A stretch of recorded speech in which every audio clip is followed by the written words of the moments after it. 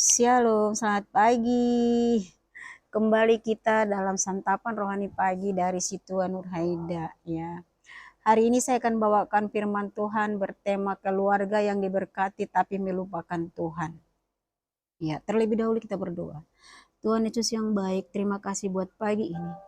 Kalau kami boleh merasakan kasih Tuhan, kebaikan Tuhan, semua karena kebaikan-Mu Tuhan. Kami boleh merasakan detak jantung kami. Kami boleh menikmati pagi yang indah ini, kami boleh beraktivitas. Engkau Allah mendahuluinya, Engkau Allah berkati semua Tuhan buat berhasil. Pemberitaan firman Tuhan ini Engkau berkati hamba-Mu yang akan bawakan firman Tuhan ini. Segala kekurangan dan ketidakberdayaan hamba-Mu di Tuhan, Tuhan berkati, Tuhan urapi secara khusus. Engkau sendiri yang berkata-kata lewat mulut bibir hamba-Mu ini. Di dalam nama Tuhan bersyukur dan berdoa, haleluya, amin, amin.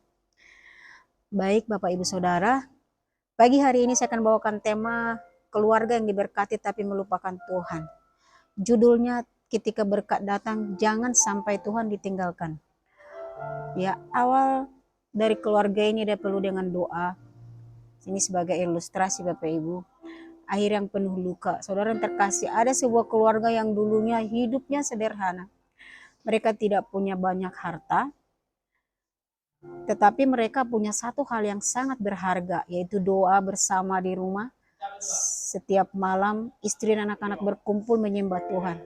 Namun ketika Tuhan mulai memberkati usaha mereka, ekonomi meningkat, rumah menjadi besar, usaha berkembang, perlahan-lahan dua keluarga mulai hilang.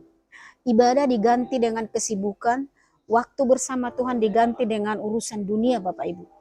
Firman Tuhan berkata, tetapi haruslah engkau ingat kepada Tuhan Allahmu, sebab dialah yang memberikan kepadamu kekuatan untuk memperoleh kekayaan.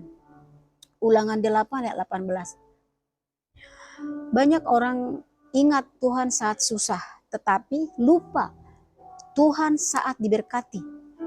Ketika hati mulai menjauh, dosa masuk perlahan-lahan. Berkat tanpa kedekatan dengan Tuhan bisa membuat hati menjadi sombong dan kosong.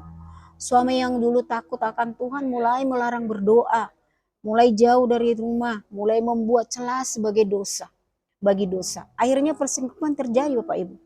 Firman Tuhan berkata, jagalah hatimu dengan segala kewaspadaan, karena dari situlah terpancar kehidupan. Amsal 4 ayat 23 boleh dibaca di rumah Bapak Ibu.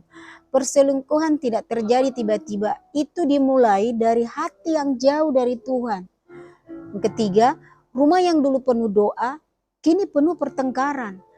Istri yang merasa dihianati mulai terluka, kecewa, marah, setiap hari terjadi pertengkaran. Tidak ada lagi damai sejahtera Bapak Ibu. Istri tidak mau dimadu, tidak mau disakiti, dan itu wajar. Hati seorang istri terluka ketika kesetiaan dilanggar Bapak Ibu.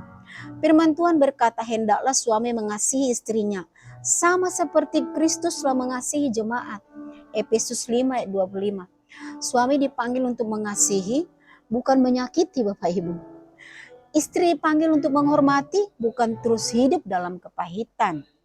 Ketika Tuhan ditinggalkan, berkat bisa diambil kembali Bapak Ibu. Karena mereka meninggalkan Tuhan, usaha mulai merosot, keuangan menurun, masalah datang bertubi-tubi. Firman Tuhan berkata, tetapi jika kamu tidak mendengarkan suara Tuhan Allahmu, maka segala kutuk itu akan datang kepadamu. Ulangan 28 ayat 15. Bukan Tuhan yang jahat, tetapi ketika kita menjauh, kita keluar dari perlindungannya. Jalan pemulihan masih terbuka. Walaupun rumah tangga sudah hancur, Tuhan masih sanggup memulihkan. Firman Tuhan berkata, jika umatku merendahkan hati, berdoa dan mencari wajahku, maka aku akan memulihkan negeri mereka. 2 Tawarik 7 ayat 14. Pemulihan dimulai dari 1, suami bertobat bersungguh-sungguh. 2, istri melepaskan kepahitan. 3, keluarga akan kembali membangun mesbah doa. Berkat yang sejati bukan hanya uang, tetapi damai sejahtera di dalam rumah itu. Saudara yang kasih, jika hari ini rumah tanggamu penuh pertengkaran, suamimu mulai berubah, istrimu penuh luka, doa keluarga sudah hilang, kembalilah kepada Tuhan. Sekarang juga bangunlah kembali doa malam di rumah, minta pengampunan Tuhan, Pulihkan komitmen pernikahan. Jangan tunggu sampai semua hancur, Bapak Ibu.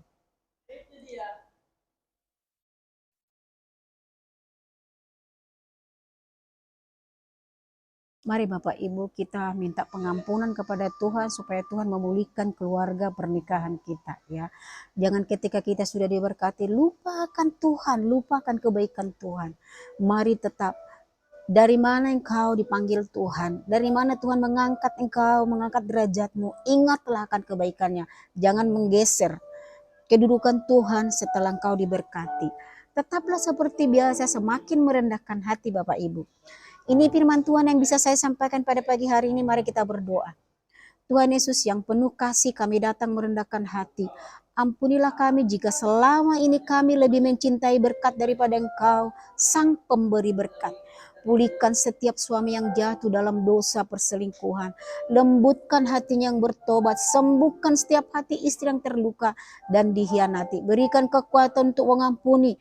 Bangun kembali mesbah doa di setiap rumah tangga. Kembalikan damai sejahtera, kembalikan sukacita, kembalikan kesatuan.